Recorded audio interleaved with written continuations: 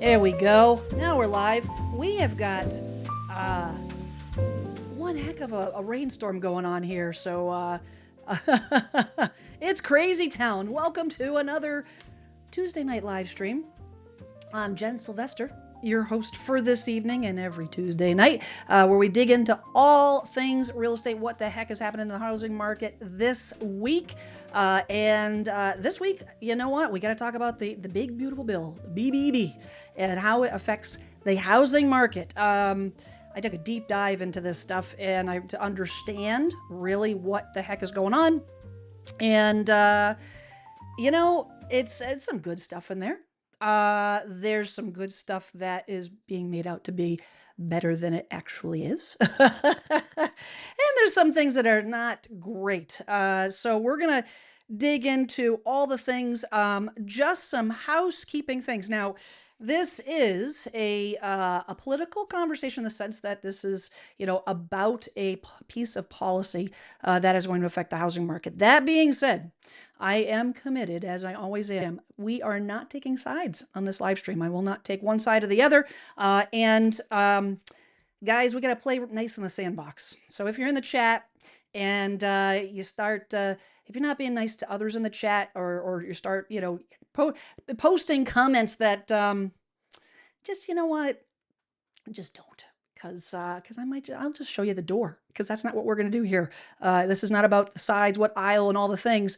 This is about how this bill affects the average homeowner, and that's what we're going to dig into today. So that's number one. Number two, we got the poll, and I got the poll is: do you think the big beautiful bill will help more people afford homes? That is the question that I want to know. So make sure you jump in the chat. If you're watching on the replay, you're not going to see the poll. I'm sorry about that. But for those that are here, please chime in, and then I'll make myself a big note so I don't forget it this time at the end of the show. If you're going to ask a question, make sure you put QQQ. It'll help me in the chat. Sometimes, you know what? I love you guys. I love my community. You guys are great. You get in that chat. You have conversations amongst each other and all the things, like a big party. And I dig it. I love it. However, I'm solo. I'm always solo every week. I got my technology to help me, but when the chat's humming along, it's hard for me to see the questions, and I don't want to miss your question. So put QQQ before the question so I don't miss you. And then finally, I want you to share your wins. So whether you're watching this live, you're watching on the replay, tell me what good is happening. Did you get an offer accepted on your house that you've got on the market, or you're trying to buy a house, you got an offer accepted, you close, whatever the scenario. There is so much. It's tough out there. It is hard. If you're in certain parts of the country selling a house, it's a siege. And if you're trying to buy a house, it's no better.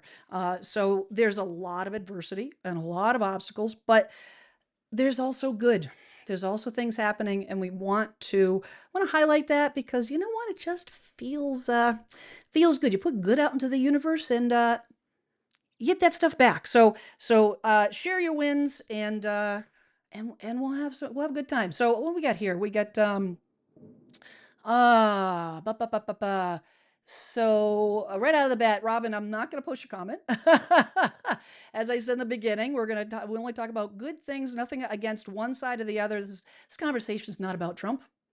It's just not. It's about how this stuff affects how these policies are going to impact the homeowner.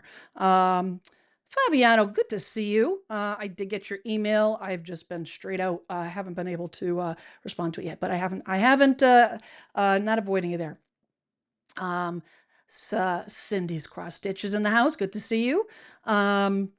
Let's see. Daniel says that nothing will make housing more affordable until investors are banned from buying single-family homes in the small town. One LLC owns 40% of the houses and dictates rents. Yeah, we're going to dig into that a little bit, because there is definitely there's a lot of elements in this bill that favors tenant favors the landlords, not the tenants. So we've got Pavlov's dog in the house, and so forth. So you know what? We're going to dig right into it, because I got a lot to cover, and I will get back to the chat in moment uno momento or whatever. I took French in high school, so I don't know. So let's get into it. But first, before we get into the BBB, big beautiful bill, we're going, as opposed to the BBC or whatever, not restaurant in UK. We're going to get into some breaking news. Got an article here, some breaking news hot off the press. And I came across this yesterday, just a little tidbit of an article. This is coming out of, where's this coming out of? South Florida. Man accused of posing as a real estate agent in South Miami, given $1.2 million bond. Joshua Harrison, Jose Adolfo Lopez are facing several charges after prosecutors say they posed as unlicensed real estate brokers. Oh boy. Oh goodness. One of two suspects accused in a real estate scam in South Miami appeared before a judge Saturday afternoon. Joshua Harrison and Jose Adolfo Lopez are facing several charges after prosecutors said they posed as unlicensed real estate agents. According to police, the duo tricked a woman earlier this year by promising her an apartment that never existed. During Harrison's court appearance, one victim told the judge what she went through. Your Honor, I was scammed by this man out of money and a place to live. He promised to help me and my friends and instead left us on the street. She said once he got the money, he never saw us again. He never saw us again, just excuses, lies, and left to other states to avoid responsibility. He convinced us that he was there to help us, being that we were all young college students, but it was a lie. Other victims who spoke out detailed some similar stories. Harrison was given a $1.2 million bond. So there you have it. That is, this whole thing with people posing as homeowners and now real estate agents. You know what? It's when you're talking about rentals and all the things. I've talked about this before. There's been quite a few articles about this stuff, and it's not going to get any better. It's going to get more competitive and all the things as this affordability crisis is challenging. Going forward. You got to be careful. Do not. You got to question everyone. Everyone. I will often tell my clients, if I have a client that's out looking for a rental, and I don't typically handle rentals, but what I will tell them is that I can, vet out the person for them. Check on the registry of deeds, see if they're the actual owner. In this case, you can do a licensed real estate agent, a licensed real estate broker. Their licenses can be searched on the interwebs by everyone. Everyone. So if you're concerned about it, go onto your state registry, and you can search and find their numbers, find out, and this is a good idea for just about anybody, to be honest. If you're interviewing an agent, search their license number, find out how they've been long in business. If they get their license last week, if they're licensed at all, they've been licensed for 30 years. It's good to know. So, there you go. Just a little, I wouldn't say fun because it's not great news, but interesting. And, well, at the end of the day, the more you know, for sure.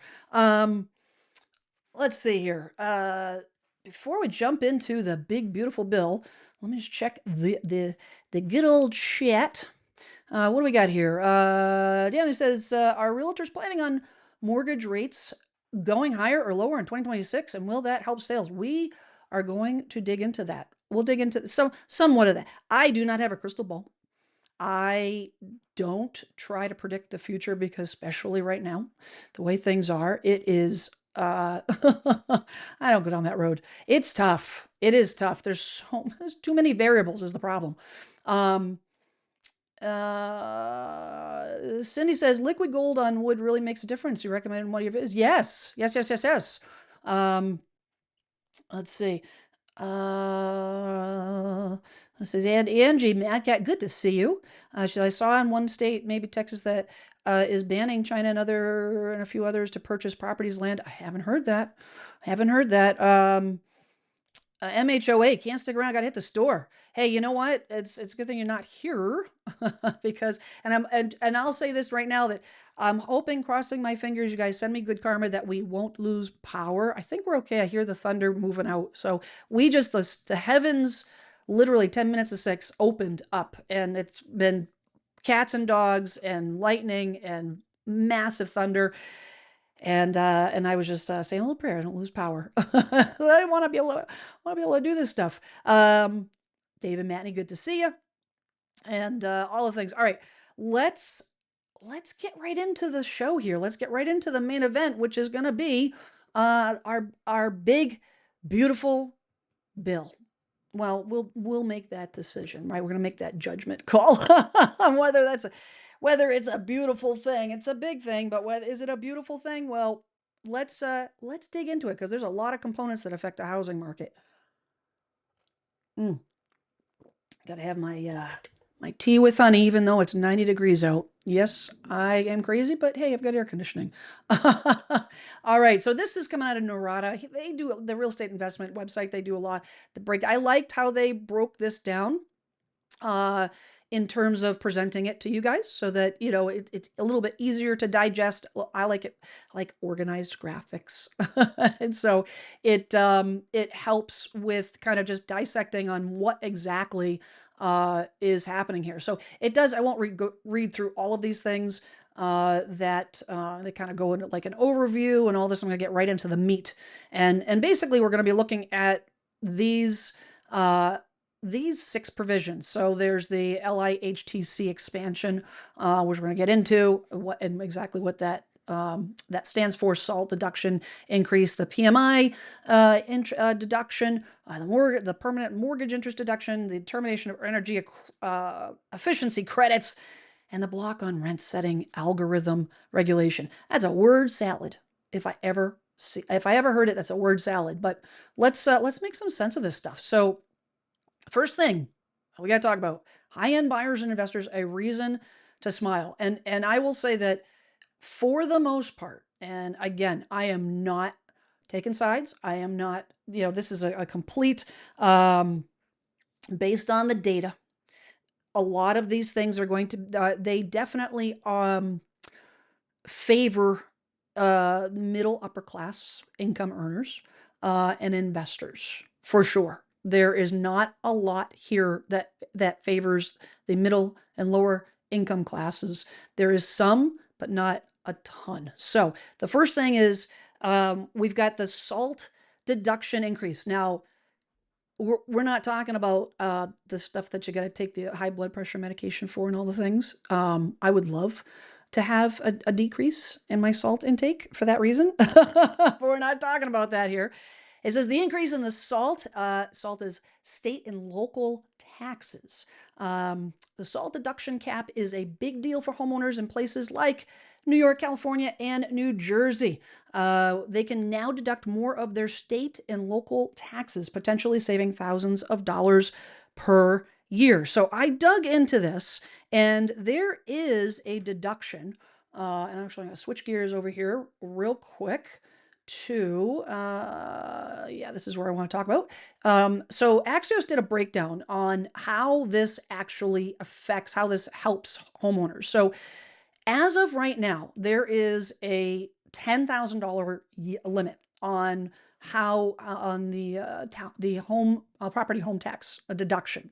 It says why it matters: expanding the state and the local deduction could boon for home buyers in expensive areas where taxes run high. And how it works is the latest version of the legislation proposes to raise the deduction cap from current $10,000 a year to $40,000 for 5 years. This is not a permanent change.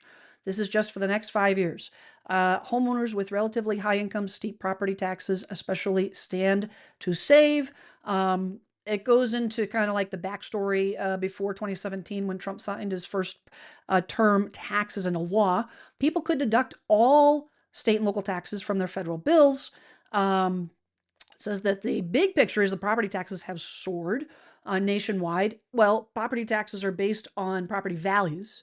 Property values go up, you can see where that goes. Then the taxes go up, and the top states. I'm in that top tier. Number one, New Jersey. And trust me, I'm aware of this because my friend Jackie complains about it all the time. Jackie Baker down in Jersey. We got New York, Connecticut, California, Massachusetts, top five. New Hampshire, property tax is high. There's no sales tax in New Hampshire. So if you've got a state with no sales tax, typically you are going to have to compensate somehow. But these are the states. I mean, New Jersey is just a 39.9%. Seriously, that's gross in my opinion. Anyways, it says the top states with the most property tax at 10,000 or more. Those states, and it says in property tax heavy Texas, as an example, buyers might spring for roomier or flashier houses, knowing bigger tax breaks await. Now, I'm going to pause right there and say that, yeah, no. I would say that now this is just my opinion. It's not based on fact or data, but just my 2 cents, because I can do that. It's my show. Is that in the economic climate that we're in the challenging times that we're in, I would say that if you have an opportunity to save some money, you're not immediately going to take that money and spend more of it. You're going to take it and say, I'm saving it, and I'm going to actually save it. I think that'll happen more than people spending more money on properties. I don't think somebody's going to say, I'm going to buy a $1 million property instead of a $900,000 property. Well, if you're in that tax bracket, you probably don't care. You don't feel it. Someone who is down, say, under 10,000, I'll be honest, my property taxes are far less, like $6,000 a year. So I live down towards Cape Cod. They're not, towards the city, is where the high property taxes are. But this doesn't do anything for me, as a homeowner. So in this case, this is great news. Again, for the middle and upper income, upper tax brackets, not upper tax brackets, upper property tax brackets, which if you can afford $1 million property, you are typically not a first-time home buyer. But that is where you're going to see the most benefit. Is there a lot of hoopla about the salt tax savings? Yep. But is it a benefit to some? Yep. But is it a huge deal? I think to the vast majority of the people that need to have some relief, maybe not. All right, let's check and see. Take a quick break here. Let's see. I'm check and see. Yeah, the bill that was so long and written so broadly shows it might be hiding the true impact of certain policies. I think that's it was almost 900 pages, and a lot of what I saw was not new. They made it out to be in like some big revelation, and it was just repackaged. And there is some stuff that's hidden in there. Let's see. We've got Florida Living High from Florida. Hello. Good to see you. Let's see here. Thank you so much, Daniel. I appreciate that. Yeah, I'm not into like the smash the like button or whatever foolishness. But hey, if you want to do that, that would be fabulous. But I'm just glad you're here. Let's see here. Let's see. All right, Crystal, I'm gonna give you a little warning on that. Please don't, this is not what we're doing here. Dun, dun, dun, dun. Okay. Hey, Clark, how you doing? Great to see you. All right. Randy, you're very welcome. I'm glad I'm glad I got you taken care of. You're in good hands down there, for sure. 100%. All right.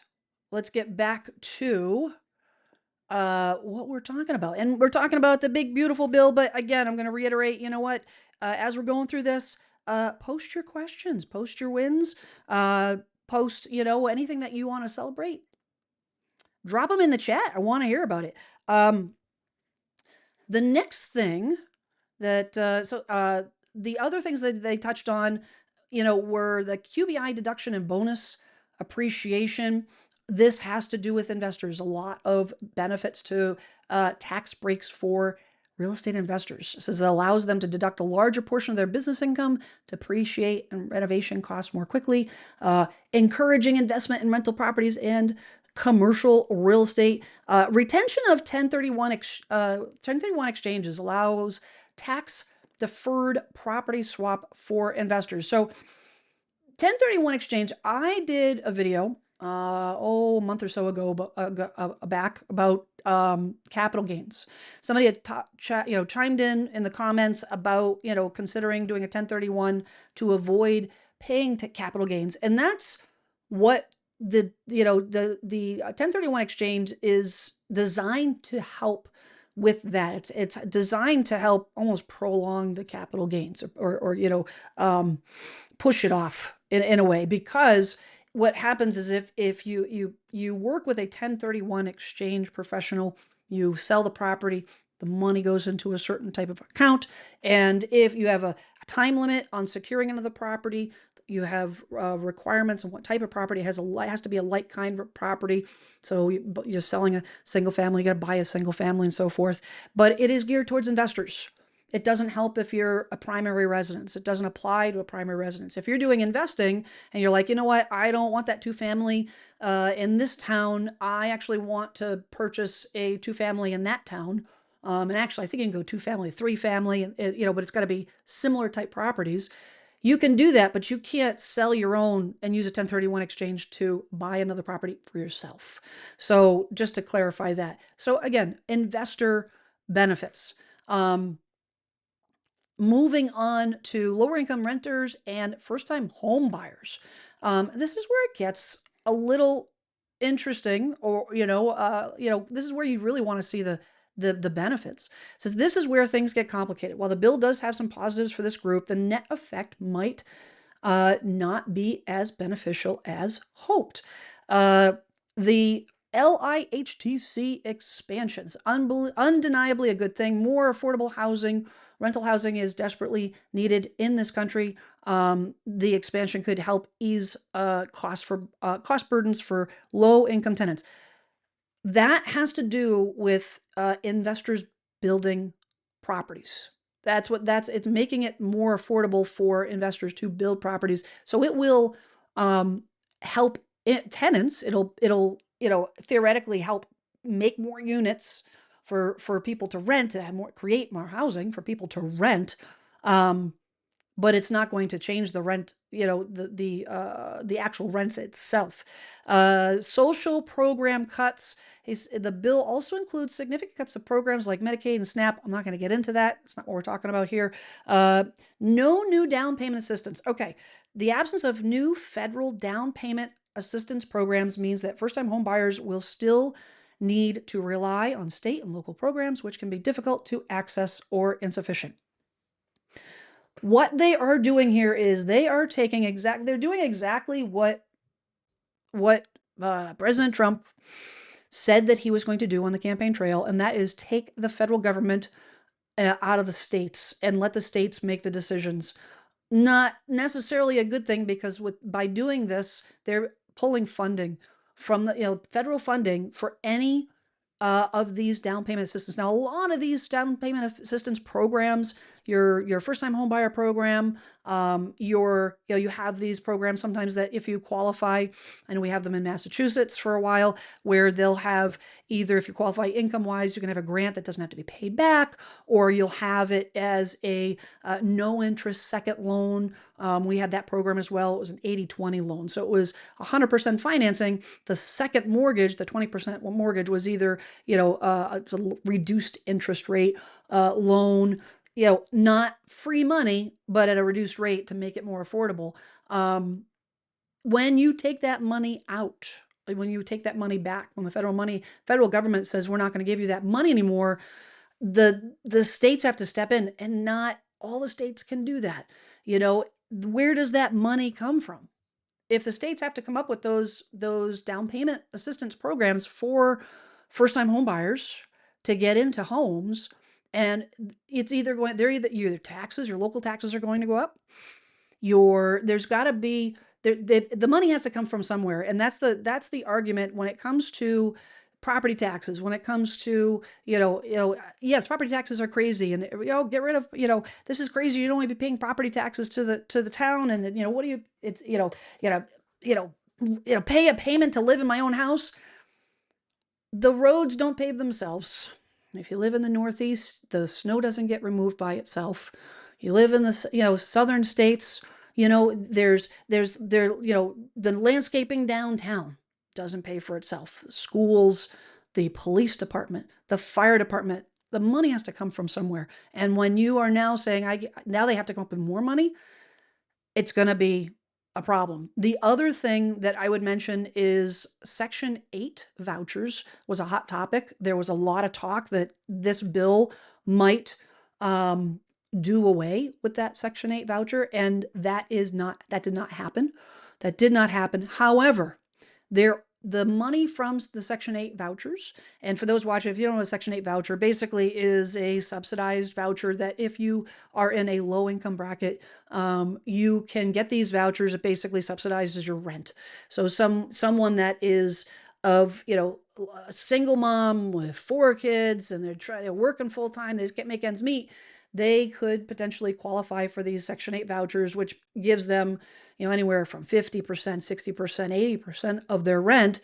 And then the amount they have to come up with is significantly lower, as long as they don't start earning, they don't earn out of qualifying. That the vouchers themselves, that hasn't been touched. However, they are cutting back on HUD.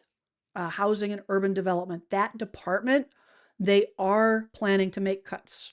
And when they make cuts back on the HUD funding, that HUD funding, that's what funds the Section 8. So they're not cutting those Section 8 vouchers directly, but their changes are coming for that. So there was a lot of talk about that, and I researched it before we jumped on the stream because I wanted to know where we're at. All right, we'll take a quick sidestep here and see what's popping in the chat. All right, you guys behaving over here or what? And just for clarification, if you're, a couple comments about me not taking sides, my personal opinions don't matter in this scenario, because I'm trying to present it to you all so you can make your own personal opinions. My job here is to give you the facts and kind of give it to you from all angles based on my experiential knowledge, being in real estate for almost 30 years. My personal preferences and my political views is what I'm talking about. When I say not taking sides, I'm not going to get into like political views. I'm not going to bash one side or the other. Because you know what? It's none of anybody's business. Because what's happening there behind closed doors. But that's not fair to either side. If I start leaning one way or another, it's not fair. And I want to have conversations here that include everybody. So, because everybody is, at the end of the day, doesn't matter who you voted for, everybody's struggling. Everybody. Let me tell you something, sidebar. I bought a steak. I don't buy steak that often. Let me tell you, I wish I lived in Texas sometimes, because I'd love to have a cow, because this steak is expensive. I went and bought a London broil steak over the weekend because I thought it'd be nice to marinate a steak and, homemade potato salad, all the things. And I'm going down the prices, and I buy my groceries at Walmart. And I'm looking at the prices, and I'm going, what in the heck? I pay $9 a pound for London broil. This chick is not made of money. $9 a pound. I said, for London broil, what happened to like the 99 cents or $1.99 a pound, on sale price? Gone. Prices are expensive. Everything is stretched. It doesn't matter who you voted for. Everybody's struggling. Period. We need to remember that, guys. We need to remember that. Let's see here.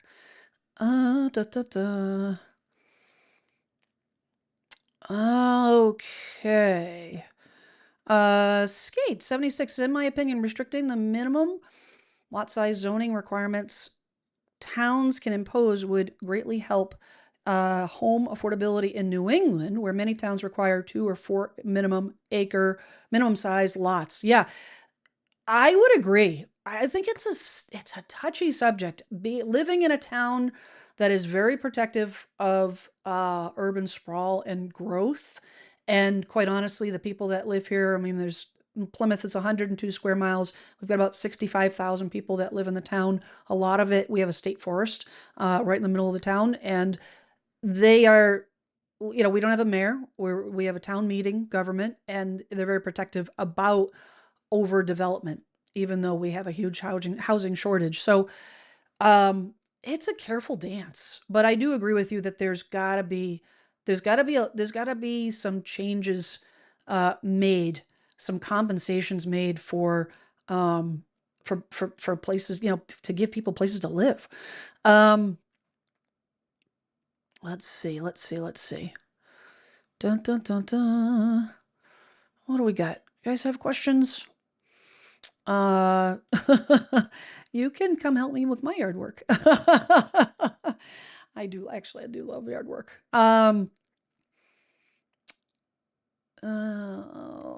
Daniel says property taxes are somewhat regressive because it's a tax on the value of property and not income. My neighbor has 3 times my income, but we pay the same property tax, for example. True, true, true, true. And the reality of it is you know what? Case in point, Warren Buffett, one of the most one of the richest men in the country. Um, Watched a documentary on him. Oh gosh, a couple months ago. Fascinating. He lives in a little ranch style home, and he does that on purpose. He doesn't want to accumulate stuff. He's not interested in accumulating things. He's a smart guy, and but he is, he's comfortable with having conservative means and not having this huge property, and so he's saving a ton of money on property taxes, and he earns a lot of money in income. So is that so he should be penalized on that? I don't think so. I don't think so at all. Hey, thanks, Karen. One of my kids got this for me, and they said, "Mom, you're like Wonder Woman." I'm like, "Oh," and then they drive me crazy because that's what kids do. The older they are, the crazier they drive me. um. Yes. You know what? As I say very often, my grandmother used to say, there's a butt for every seat. And if you want a political show, there's nothing wrong with that, but that's not here. Um, you're very welcome. You're very, very welcome. Well, there we go. We were living through, you know what? Here we go. It was actually, you know what? London broil is not the best cut of meat, but you know what? It's amazing when you marinate it for like 2 days.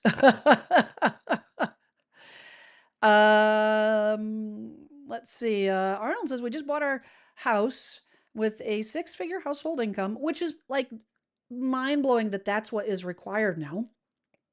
Even we can consider that homeownership is close to passing us by. Never, never, never. I actually had years and years and years ago, I had a client, these folks that reached out to me. I mean, probably this is like 15 years ago. And they were in their 70s. It was like early 70s, thereabouts, or late 60s, early 70s. And they want to buy a house. And she didn't think they would get approved in the mortgage because they would not live 30 years. And I said, they can't do that. A mortgage company cannot do that, cannot discriminate against you on basis of age. And but they thought they were too old. And I said, absolutely not. I said, is this your dream? Is this what you really want? And I said, yeah. I said, then let's make that happen. And we did. And I was so happy for them. It took a lot of guts to do that, but um yeah, you know what? Actually, about I grew up in upper state New York and Louisiana, So I have a weird dialect. I'm told I don't have a normal Bostonian. I can't even do a Bostonian accent. Um, Cindy says met Warren Buffett. No kidding. He does seem like a very down to earth guy. I would love to chat with him. Um, dun dun dun dun. Let's see. Chiku says, good to see you. After interviewing 3 agents, excellent. Woohoo. Thank you. I'm proud of you for doing that. After interviewing 3 agents, I picked one who has sold many homes in my area for decades. Really like this guy and a wealth of information. Thank you for all your sound advice. You are very welcome. That is a win. That is a win. That is a win. That is a win. I'm super happy for you. All right. Let's get on to the next section because we still got well, yeah, a lot to cover. We've still got a lot to chat about here. Okay, let's talk about housing supply. So housing supply, will it actually increase? It says the U.S. has been facing a serious housing shortage for years now, and any policy that aims to address this issue is worth examining closely. The big, beautiful bill tries to tackle this problem in a couple of ways. So the LIHTC expansion, this is, again, for building affordable housing rental units. So that's geared towards benefits for tax credits for investors. Opportunity zone incentives, which are intended to stimulate investments in underserved communities, depends on the execution. I didn't actually get too deep into that because it was really not on topic on what we're talking about here. And then the termination of energy efficiency credits. And I wanted to just highlight that for just a quick hot second because it's one of those things that I think it's just unfortunate, and I get that there's a lot of split opinions on energy efficiency and whether it's actually worthwhile, whether it's just a money suck, whether the long term gain is not there. And the reality of it is that up to this point we've had a 30% credit on solar panels, heat pumps, EV chargers. And that's been around for many, many years. And that is being terminated effective December 31st of this year. So if you are thinking about putting solar panels on your house, now is the time because that window of opportunity for that 30% tax credit, it's going away. The end of this year. The EV chargers surprise me. Because of the fact that there was such a push on electric cars. And Toyota, for example, is every car, now they're hybrid, they're not plug-in hybrids. They're not, all of them are not full electric, but there's more and more models coming out. I only say Toyota because I own a Toyota and I follow them and what their new models are and all the things. But, there is, even though it's not, the Biden administration was full on supporting it, Trump administration, not so much, but people still buy them. There's still a need. And, how much money is it really going to cost the government? Really? For EV chargers? So that is interesting. But the thing of it is that I thought was interesting. I don't know if I had that article. I can't find it now. But what it went into saying is that what it kind of discussed was that the ripple effects, and all of these things have ripple effects. These energy efficiency credits that are going away. It looks on the surface, oh, it's 30% tax credit. Somebody getting solar panels. Here's the thing: a builder that is building a home that is energy efficient, they have a community that's an energy efficient community. They have a client that wants to add solar panels. They are, what have you, any energy efficiency added, that builder now lost any kind of credits, any kind of tax deduction they've lost. It'll now cost more to build that house. So indirectly, this is going to cost more money for those folks if you're in, not only losing your tax credit, but if you're building a house and the builder could cost money out of their pocket. Again, it's like that pebble in a pond. If it costs more money for the builder to build that one house with those energy efficient features in it, that just like the way the insurance industry works. I did a whole video on this, kind of broke it down and how the industry works, how these premiums get determined and all the things. The wildfires in California affect my insurance policy here in Massachusetts. Why? Because if there's theoretically the insurance company that I use, they have to pay out all those premiums for any of those natural disasters. Where does that money come from? Well, it comes from premiums, and it's spread out over everybody. Everybody. I live far enough away that, God forbid, if we ever have a flood or anything of that nature, if we have an ocean flood, any kind of natural disaster having to do with flood zones or rising waters, uh, I, I live far enough away from I'm on the western side of Plymouth, so I'm far enough away from the water, from the waterfront. We're in serious trouble, and yet my policies keep going up and up and up. It's just the way it works, and that's the same thing that's going to happen with the builders, unfortunately. Let's see here. Yeah, so I read the same thing, Joy. Heard these regulations added over 23% to new housing costs. I think we're going to potentially see that, because the thing that is also mentioned is, in this article actually, is that we don't know what's going to happen with tariffs. We don't know what's going to happen with the tariffs. It was a hot topic and now it's not, but it hasn't gone away. So what's happening? Is it something that they're working on? Is it something that's going to sneak up on us?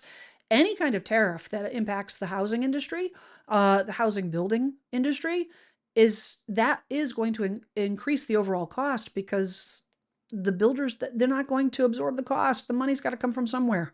And so, yes, I think there's a potential for that to happen. I mean, despite my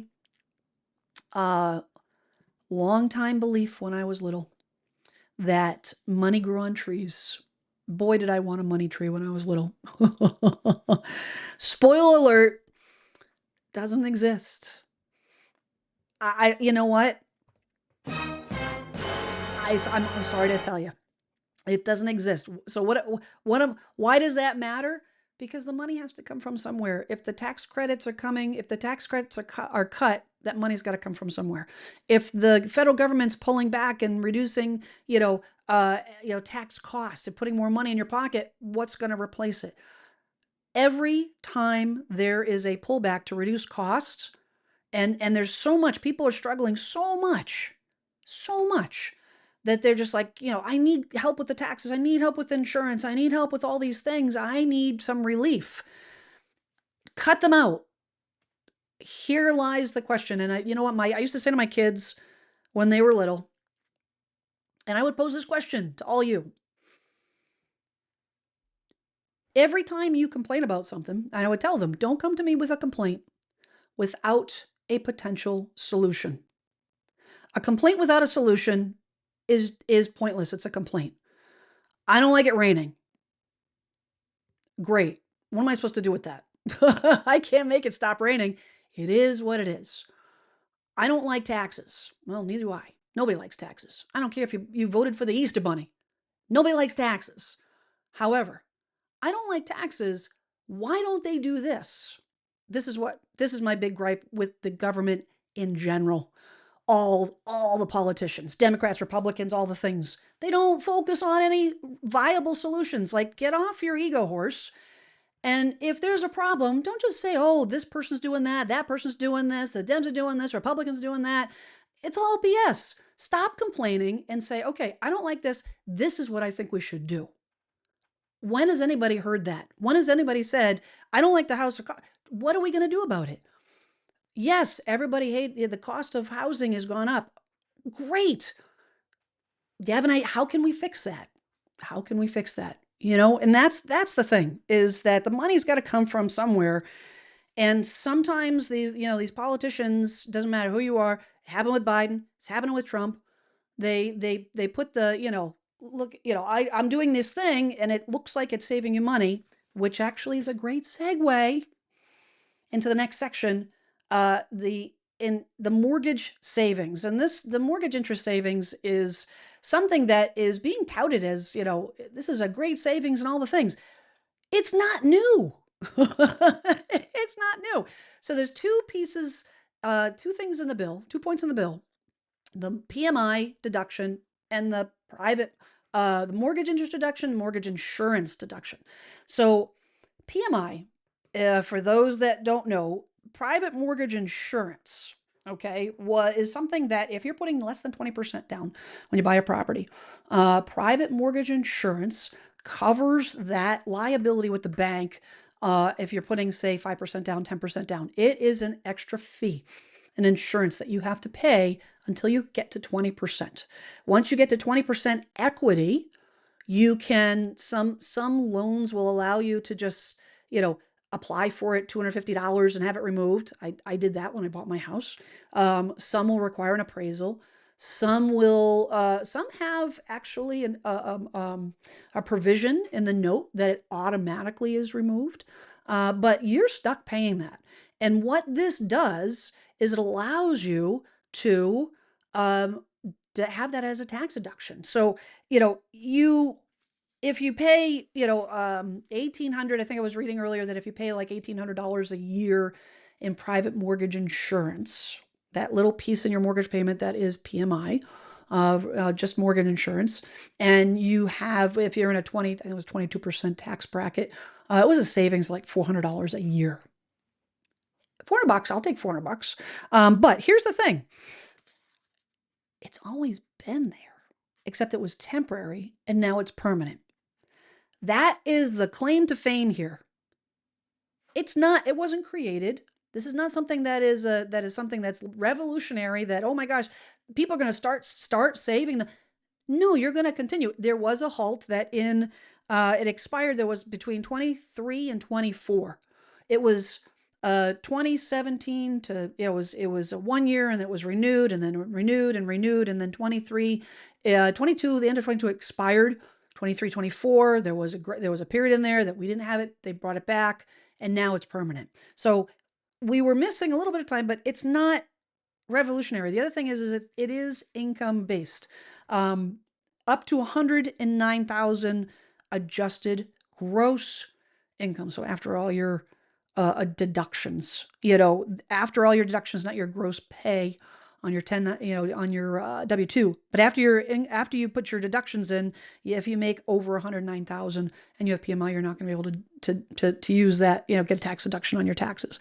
But between that and the mortgage interest deduction is the same type of thing, except it's actually not on the PMI. It's actually on all the interest you pay on your mortgage, which can be substantial especially if you have a rate that's not a 2.5%, 3%, 3.5% rate. The bigger the rate, the higher the interest payments. And what the mortgage interest deduction does is it allows you to put that on your taxes, and you get to that reduces the amount of taxes you have to pay at the end of the year. It's deducted from, it's part of your adjusted gross income. So it was set to expire in 2026. Now it is permanent, and there's a cap. They set the cap at 750,000. That's 750,000 of debt. God help you if you got a $750,000 mortgage, but that's the 750 is the cap on the amount of the mortgage. If you're over $750,000, you know what? If you're struggling and you need a mortgage interest deduction, I think you need to sell your house. That's a big mortgage. Is this a huge benefit to the middle class first time homebuyers? It's always been. This is a conversation that I have had with first time homebuyers for years, because what'll happen is they look at that. First time homebuyer looks at that monthly mortgage payment, and yeah, it's scary. No matter whether you're prepared or not, it's going to be scary.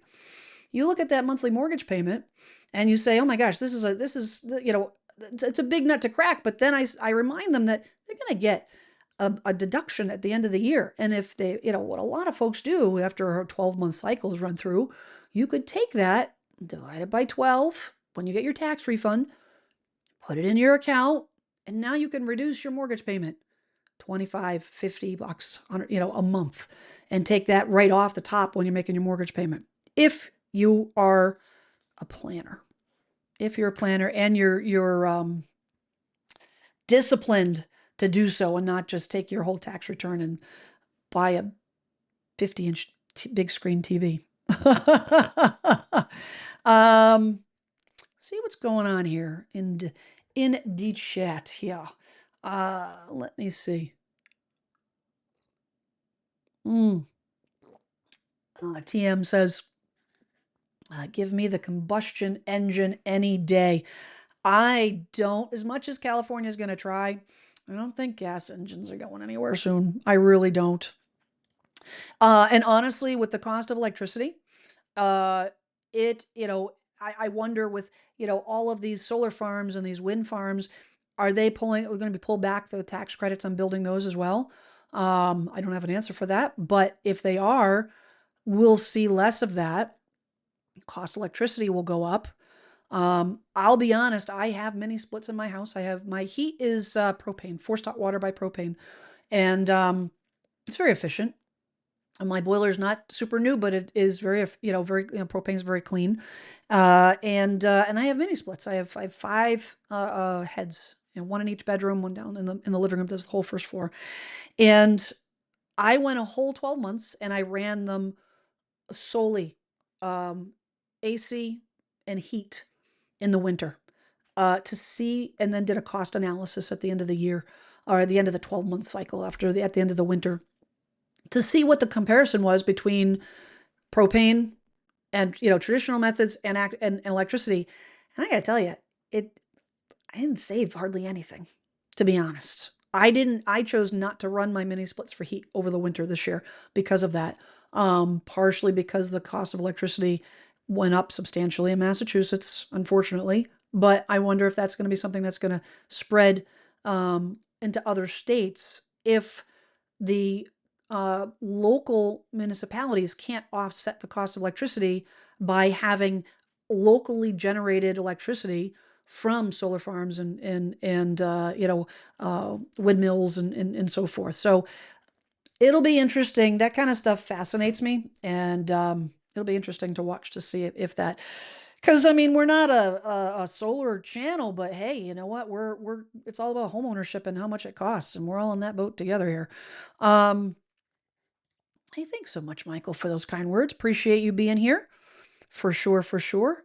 Let's see. Fabio says the BBA will help investors, but not average Joe. If the tariffs in Canada reach 25%, the house prices will reflect this situation in the fourth quarter of this year.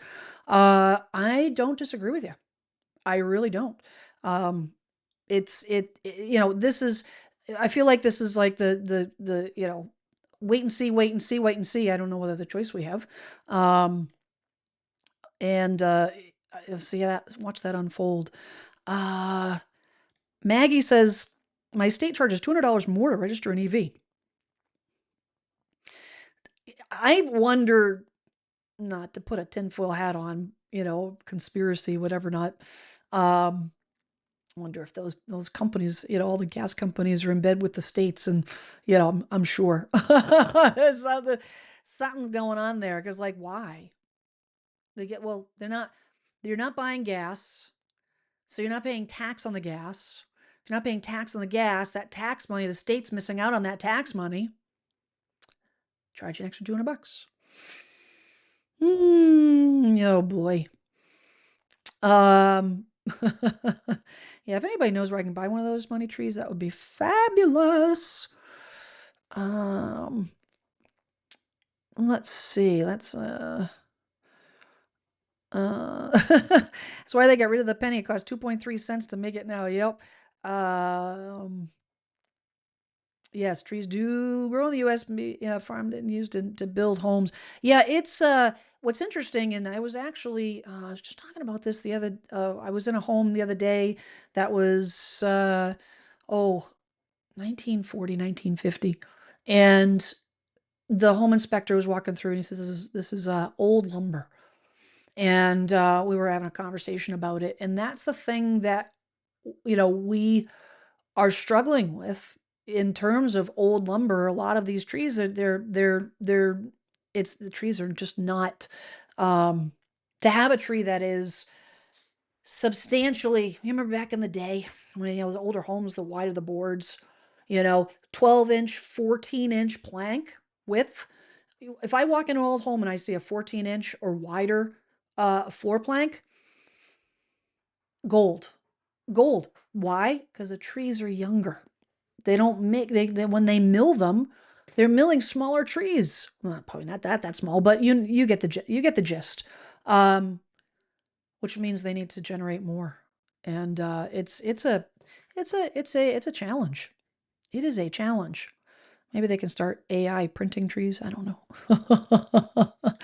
What happens, Joy Gas, PMI? What happens when your equity goes negative as the market crashes? Well, so you keep on paying the P&I. The PMI is determined when you bought the house. We saw that during the Great Financial Crisis, when folks went upside down, and the big thing about the Great Financial Crisis that I'm watching with a keen eye right at this moment.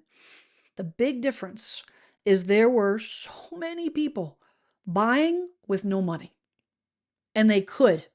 The lending requirements were super low. I mean, if I would highly recommend you all watch The Big Short, the movie called The Big Short. It was an awesome movie. It hits the nail on the head. What happened? What kickstarted the Great Financial Crisis? It was not because of the housing prices. Yeah, the housing prices were getting crazy. That's not what caused the Great Financial Crisis. It was all in the financial market. It was all in the mortgage industry, and the saying went that if you could fog a mirror, you can get a mortgage. And so these folks would walk in, and they would literally, it was called no income verification, no documentation verification loans. You could walk into a lender's office. You could say, I make $200,000 a year. Okay. How much of a loan do you want? Ba, ba, ba, ba. Do a little credit check. Yep. Okay. Credit's not in the toilet. Sounds good. When do you want to close? That was it.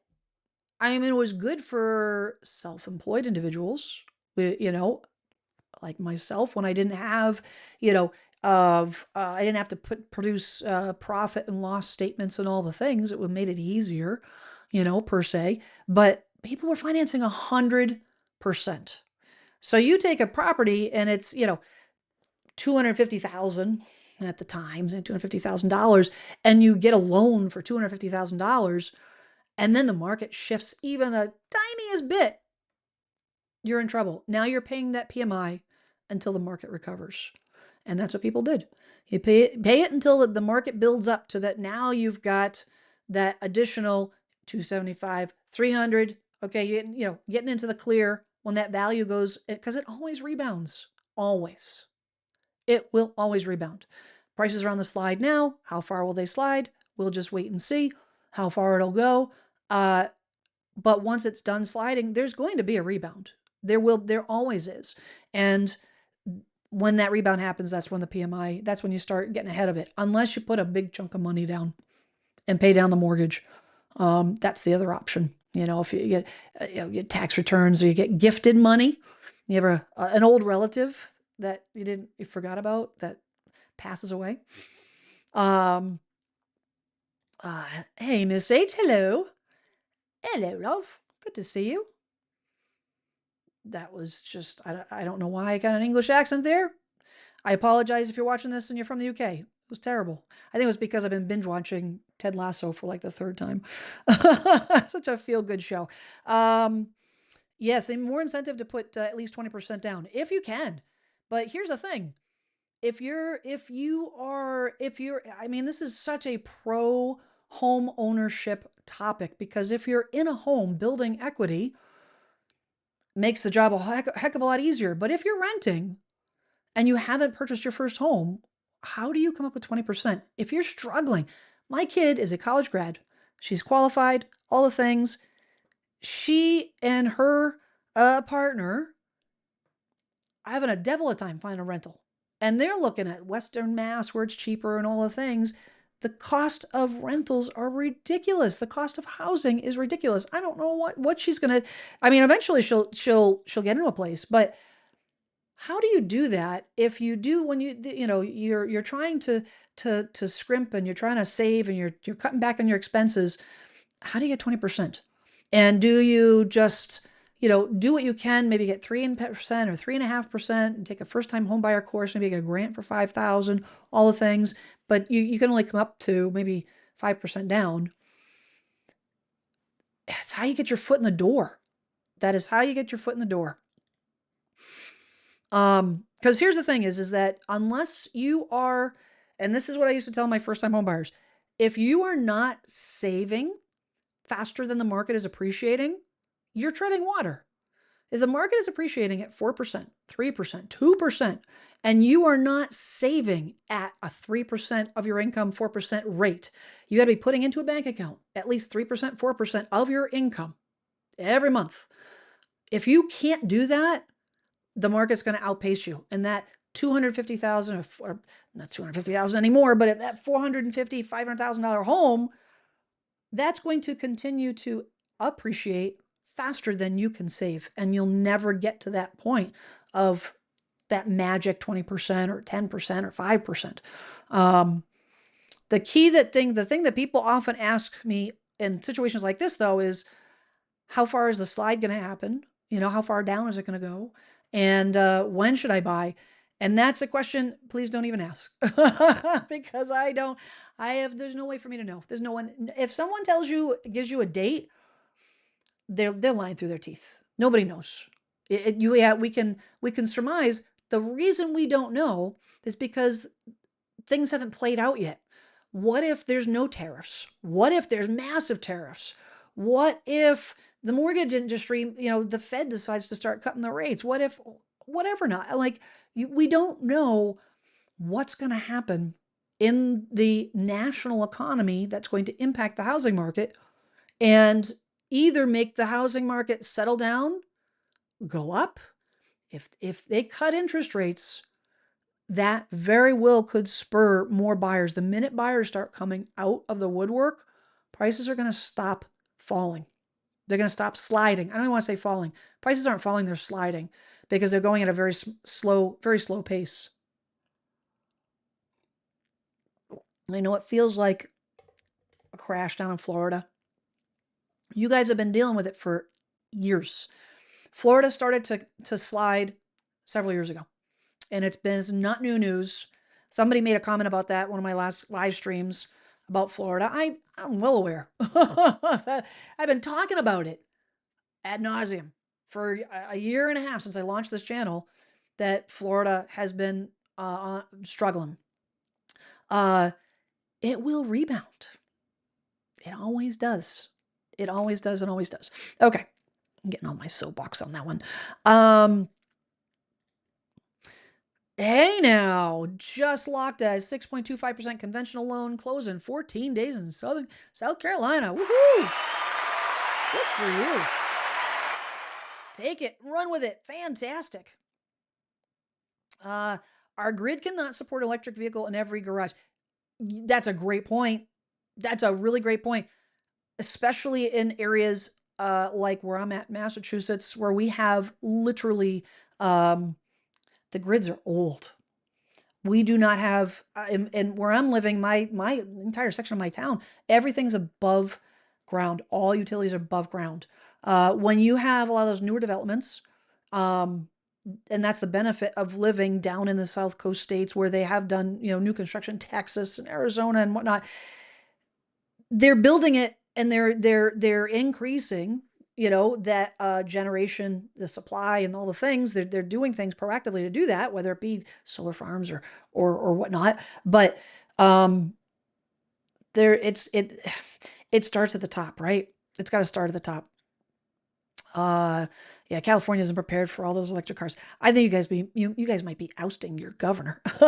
So anyways, if I'm gonna make a prediction, I think something's on the horizon for California, because I read an article earlier last week the title of it was Hollywood is falling out of love with California, and how celebrities are leaving California, buying properties in Las Vegas, in Nevada, Utah, and whatnot. They're getting out of Dodge. It's just crazy. Um, Wait a minute, we got a lot of comments on. We got a lot of syllable. Who knew you guys were so interested? Still primarily generated from fossil fuel. Um, yeah, I got my mini splits in 2016. Honestly, this is why I'm wearing a long sleeve shirt. I got the AC actually dry. I run mine in dry mode. I don't even run an AC. I run it in dry mode. Makes it nice and comfortable at my house. Nice cool 70, 72, 71, 72. I like it nice and cool. Pellet stove, had one of those, got rid of it. Actually, I take that back. I had a Vermont Castings wood stove when we first bought this house. Um, Soybean was made from silver, made in China. Interesting. I did not know that.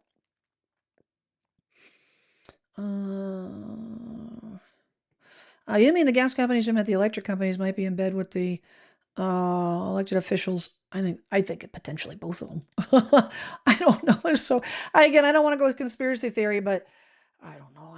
I'm not a fan of politicians. Period. I just am not. I'm sorry. Just you know what? Do the thing that you're supposed to be doing instead of whatever. All the things. This is Miss A says, John, a few years ago, I was talking with a realtor. That's the proper pronunciation. I always mispronounce it. He kept trying to tell me I paid PMI on the home I had purchased because it was not conventional. I told him I put money down, no PMI. Wow, did not believe me. That was an 80% agent. That was an 80% agent that didn't know what the heck they were talking about. So many agents. This is the biggest gripe I have with this industry. And I've talked to you guys before about uh on my videos and my content and all the things about the 80% versus 20% agent. That's my belief. And if you're new here, an 80% agent, well, that represents, in my opinion, and I have being in this 29 years in June, I've been in this real estate industry. This has been my full time. This has been my career since let's just say very early in life. 80%, probably more, of the real estate industry, they don't know what the heck they're doing. They don't. I see it every day.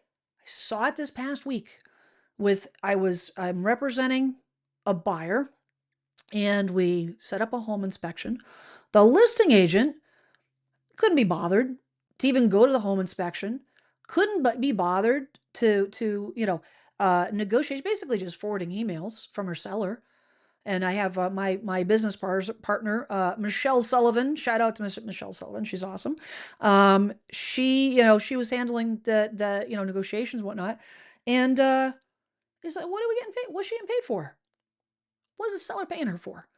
You know, buyer, cancel the contract, agent. And you know what? And she's watching this. Hey, this is the way it is. I'm sorry, but she didn't even, like, there was no pushback. There's no, not pushback, but just no conversation. No, trying to get to the root of the problem of like why they're backing out, all the things. Nope. On to the next. Okay, that's good. 80% agents. They're not trained. They're not committed to being trained. The barrier to entry in this business is stupid low. Anybody watching this live stream, I got 163 of you right now. You guys want to be a real estate agent? You could go to your local board. You could take the classes online and get a license probably within a week. Be a real estate agent. It happens all the time. It's disgusting.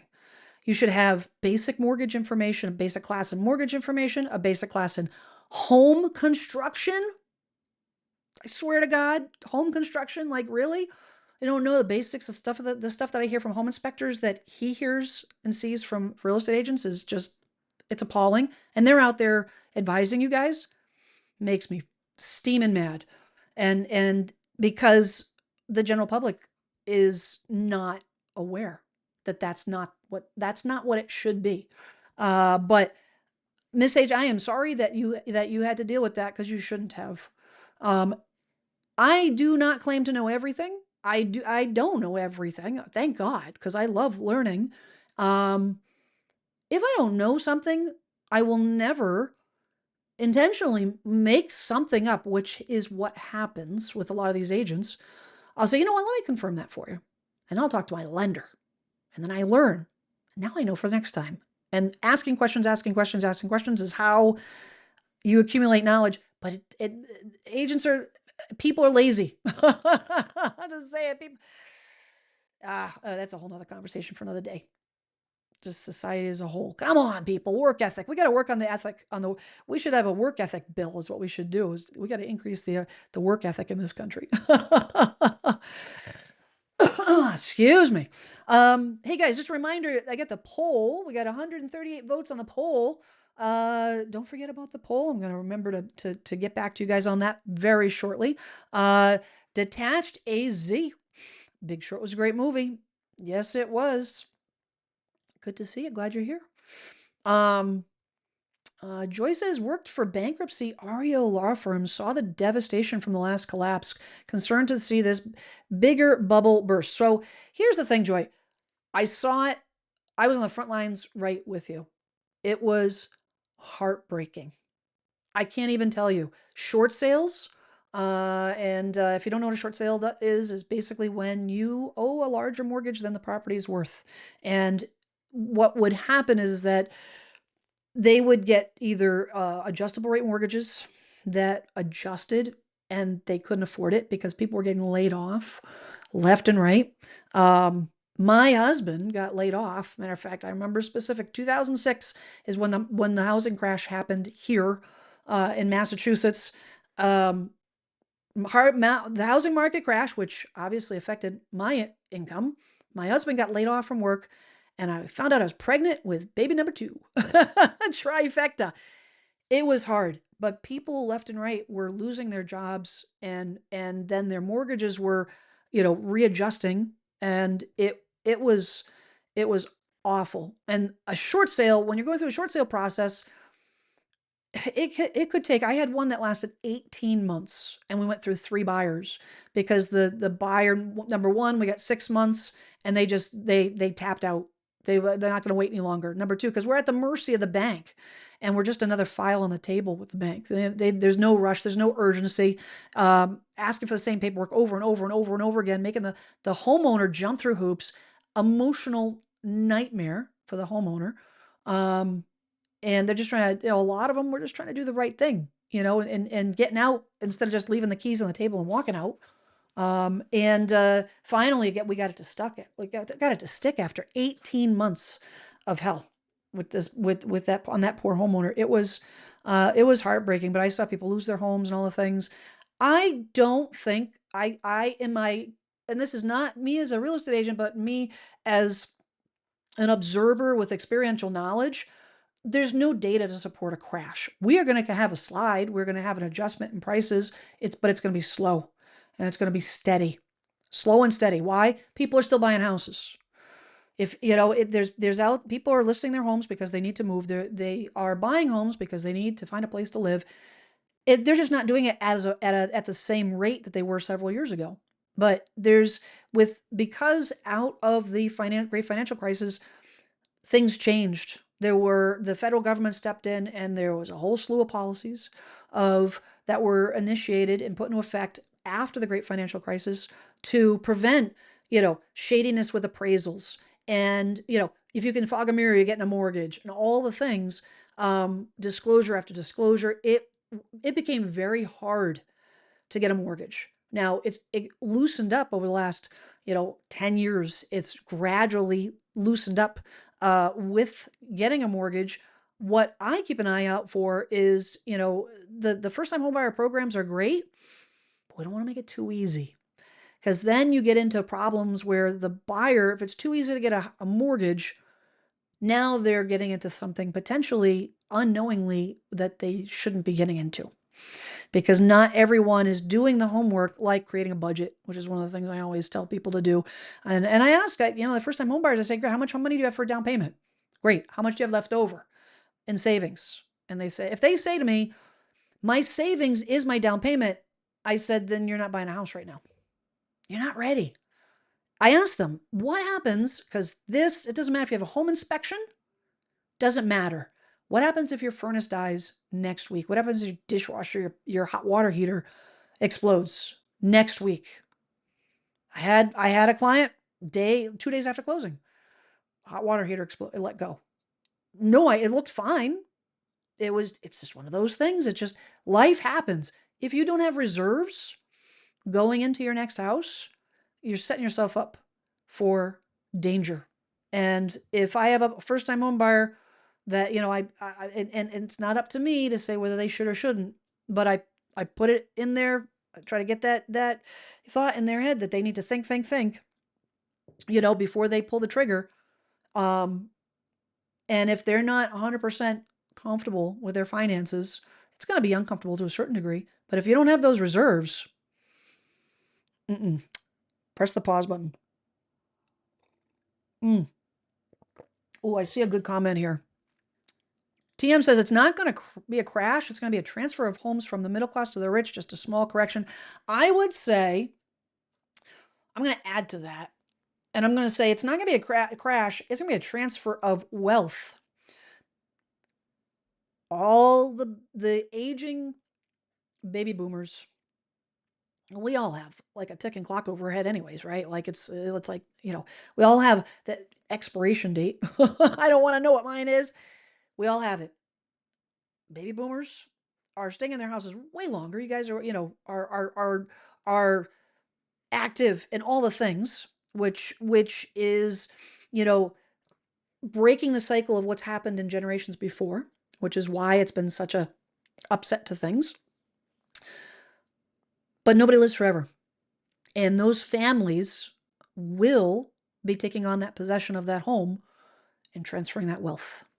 That, I think, is that where we are now, 20 years, almost 20 years after the great financial crisis, that is going to help insulate a lot of people from getting into financial, trouble. You've got somebody that's, overextended, because the majority, a good portion, some of the baby boomers are, especially if they've done reverse mortgages, which you've got to be super careful about, super careful about. But a lot of it is my generation, where we've extended a little bit further and maybe extended more than you probably should. Now your parent passes or a relative passes and you've got an influx of cash. That's your lifeline. I think that is my prediction that that's going to, play out into, going forward. Time will tell. What else we got here? Let's see. The good thing is that rent is now allowed to be included for your debt to income ratio. Yes, thank you for bringing that up. Helps you qualify. Let's see.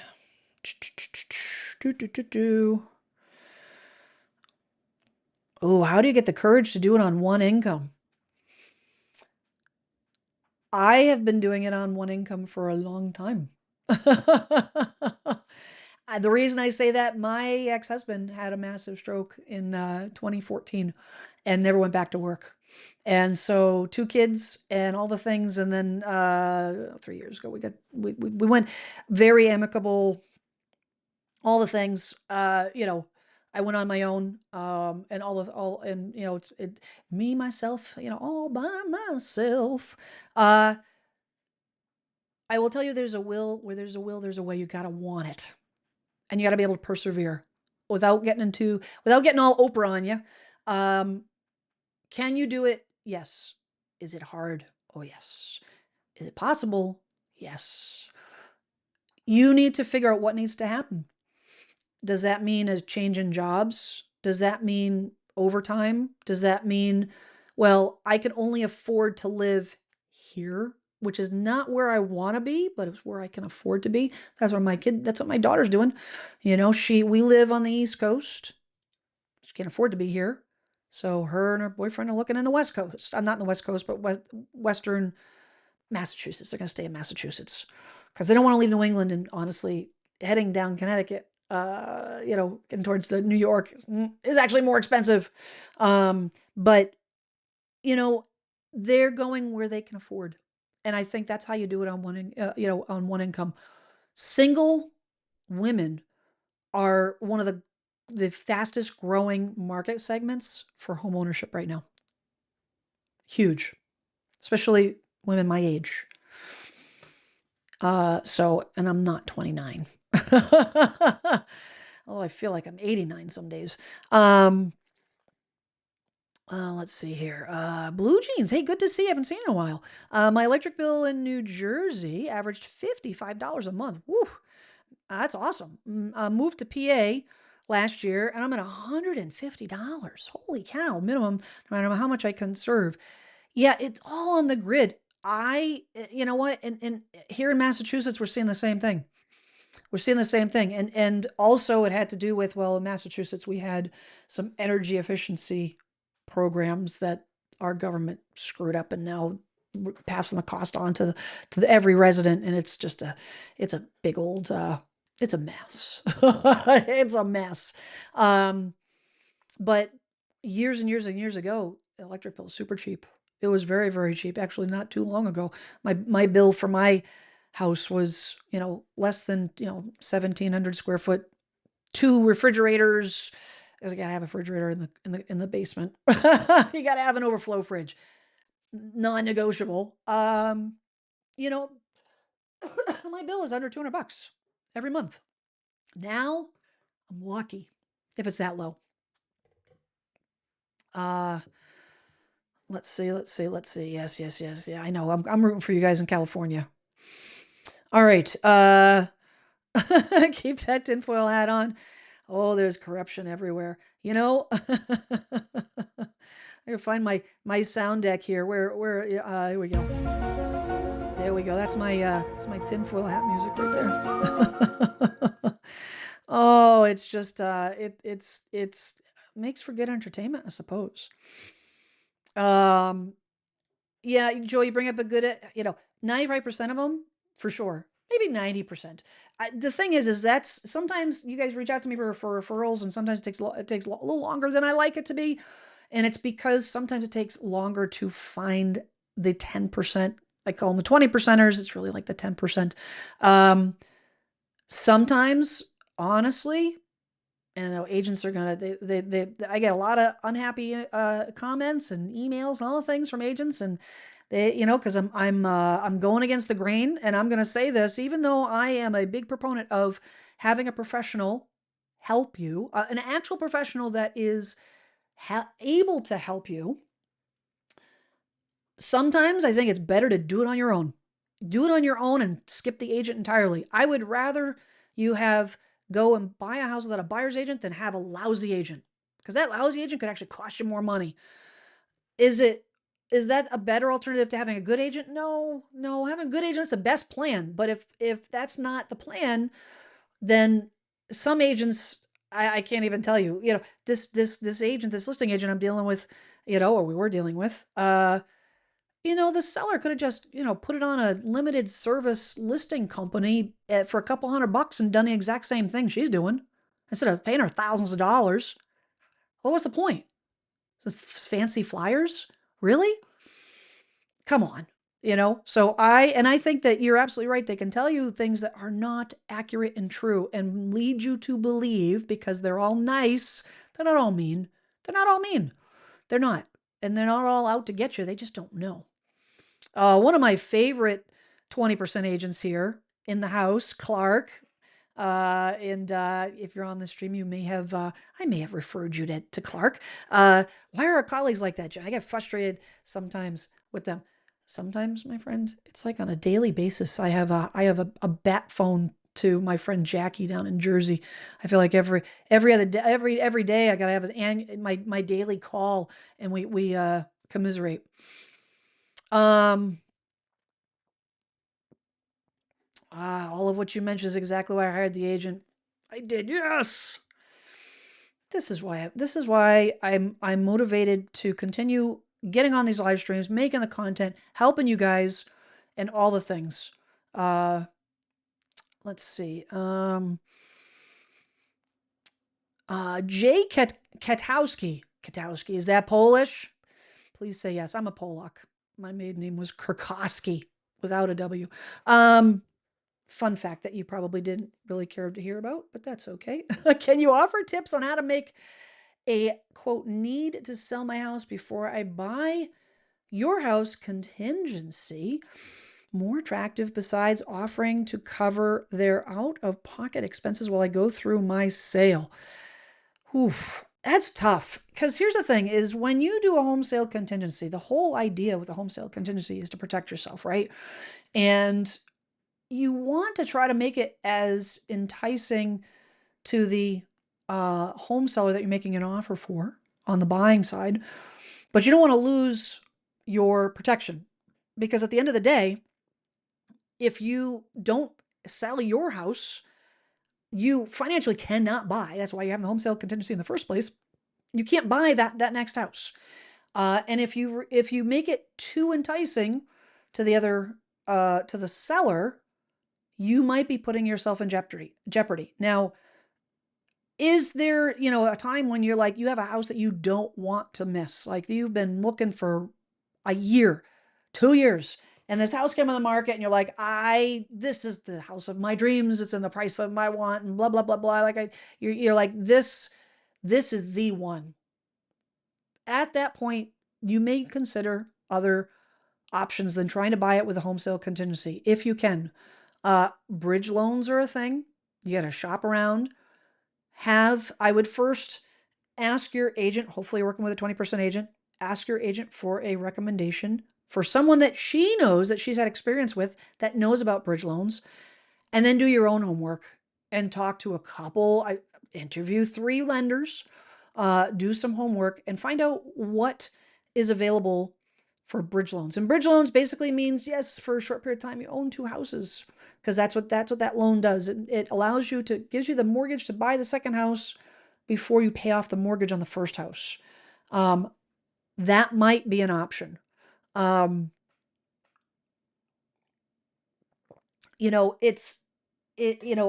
offering to cover their out-of-pocket expenses while I go through the sale.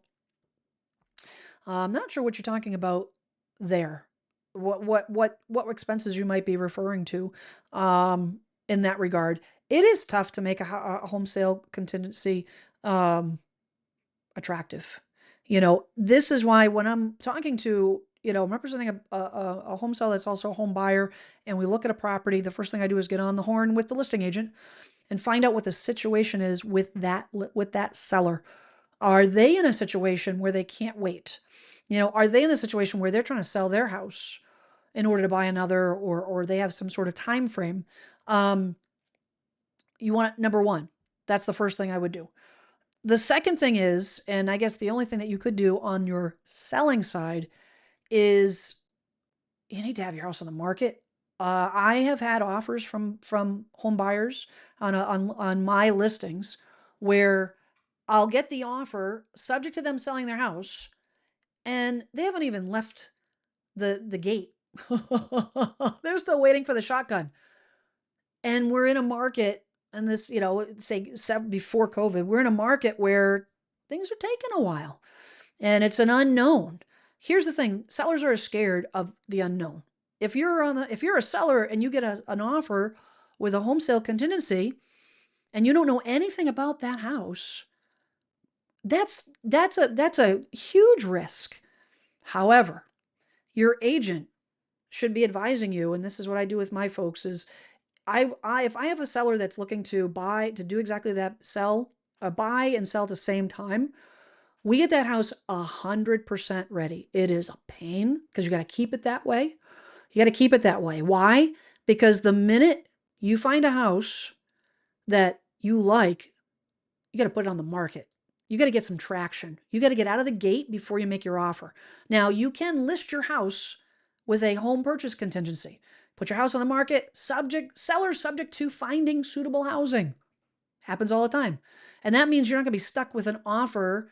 And this is where you got to have a good agent, because can't count how many times I have come into contact buyers reach out to me and say, coming from another state, and they're looking to buy a property here, and they've already sold their property out of state. And now they're under the gun because the agent talked them into selling their house right away with no home purchase contingency. And they're panicked because they weren't prepared for it. So having that home purchase contingency, yes, the buyers, you have to find the right buyer. It does make it a little bit, it weakens your position just a tad, however, it protects you so you're not homeless. Well, that's the last thing you want. But having it already on the market, having some traction, and then your agent can go to the seller's agent and say, it's been on the market for a couple days, it's been on the market for a week, we've had this many showings, we've had this amount of interest, here are my comps, here's what's happening in the neighborhood, yada, yada, yada, yada. Here's all the data. Here is why we think that the average house sells in 3 weeks in this area, and we will have it sold in 3 weeks. They got to make a case. That's what you can do. That's what I would do. So I hope that helps. That was a long-winded answer to your question. But I hope that helps you. Dun, dun, dun, dun. Oh, TM, don't leave the trades. This country is such in a shortage of tradespeople. We need more tradespeople. Oh my goodness. I'm gonna jump. Actually, let's see what the poll before we wrap up here. Let's see what the poll's doing here. I will say, a quick comment for those that are still here. Thank you very much for being nice in the sandbox, playing nice in the sandbox as we're discussing this big, beautiful bill. And yes, easy to get politically charged, and not everybody's got an opinion and all this stuff. But I appreciate you guys being all nice to each other. Beginning there was a little hairy, but I appreciate everyone's efforts and conversation and all the things. But all right, we're at the poll. The poll question: do you think the big, beautiful bill will help more people afford homes? Yes, absolutely. 17% of you think that it will help. 19% says we'll see, maybe we'll see.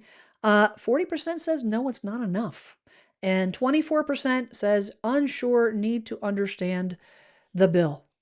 I'm in the no, it's not enough category, personally, because of the fact that the number one reason why the housing market is struggling is because of first-time homebuyer housing affordability, and there isn't enough. There's not hardly anything that's going to help first-time homebuyers in this bill. Period. It's just there's little things here and there, but not anything near where it needs to be. And I don't mind saying that I do think it is absolutely favoring all the tax credits and the investor credits, and they're all good, but man, all that money is middle and upper class and upper income. Doesn't help. The other thing that I would mention real quick is that there is a provision that talks about, and it's something I'm just going to keep an eye on. And they talk about the rent setting algorithms, which has to do with how rent is regulated in each state. That could change the landscape of how it could hurt. Actually, it could go the exact opposite. It favors investors. And it says, I'll bring it up here real quick. It says regulating. It says if this provision stands, it could exacerbate the affordability crisis for renters, particularly in high-cost markets.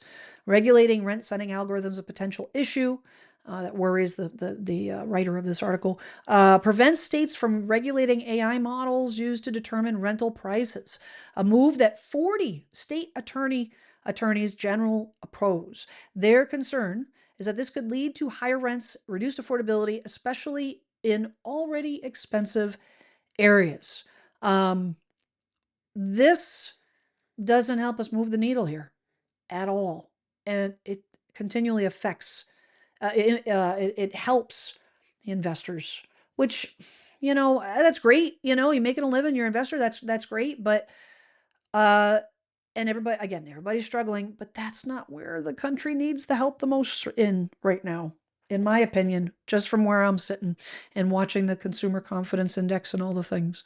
But in any event, I'm going to do a quick scan of the chat. And water heaters are cheap and easy to replace. Well, that depends on who you're talking to. I will do a lot of things. I do plumbing. I do electrical. I will not replace a water heater. That's a little big of a task. Although if I had somebody helping me, I would learn how. I am always interested in learning. Yes, Randy, it means setting priorities and where you spend your money. At the end of the day, guys, if there's anything that we're learning from this whole exercise, the entire exercise, whether it be what's happening with the big, beautiful bill, whether with the affordability crisis, with insurance, with taxes, with HOA fees, all the things, what does that tell us? We can only control what we can control. We cannot control what they're going to charge us in taxes. We don't control what they're going to charge us in HOA. What can we control? Do we want to live there? Do I want to buy that big ass TV? Excuse my language. Do you want to buy that expensive telephone? If you can afford it, great. Do you want to buy a car? I would love to buy a hybrid car. My Highlander's 2017. I needed a Highlander in 2017. My kids were little. We had baseball and softball and all the things. Having that extra cargo space helped. I don't need it anymore. I don't want it anymore. I want a smaller car. But my car is in fantastic shape. I garage it and take care of it, or take care of a lot of my stuff, lasts. I don't owe anything. I haven't had a car payment in years. So am I going to go out and buy a new car just because I want a new car? Nope. It's not. Do I want a new car? Do I want one of those the new RAV4 hybrids come out? I'd like to get one of those. Somebody wants to send me a gift. That would be nice. I'm not going to do it. Why? Because I'm watching where I spend my money. I'm putting my money in my retirement account to build that up instead of spending it on a car, which is not necessary. So amen on that. That is wise advice, Randy. Yes. Guys, thanks so much for joining here. I just really appreciate all your input and being able to join in the chat, share your thoughts, all the things. Wow, there's still stuff that I haven't goodness gracious. You guys, I'm gonna have to go through this after the fact because this is such great comments on this chat. Thank you so much, Miss H. I appreciate you being here. I appreciate you that you appreciate my silliness sometimes, because at the end of the day, as Popeye would say, I am what I am, and that's all that I am. Take it or leave it. It's up to you. But hey, guys, thanks so much for joining me on this Tuesday night. I did not lose power. The thunderstorm moved off. Hallelujah. Prayers go out to those in Texas, outside the Austin area. Please stay safe. Take care of yourself. I've got some family east of Austin, and hearing the updates and all that thing is horrendous. So I meant to say that earlier. So I'm sending some prayers out there to all those families affected. But hey, take care of you. We gotta take care of each other. Check in on your neighbor. Be kind. Be patient with one another. And as I always say, before you judge, if somebody disagrees with your thought process or your opinions, before you judge, seek to understand. Ask questions, try to understand where they're coming from. You don't have to agree with them, but you might just be surprised that you may be closer in your ideals than you realize. Food for thought. I see you guys next week. Same bat time, same bat channel, Tuesday, 6 p.m. Eastern. Everybody have a great week. Stay safe. See you then. Ciao.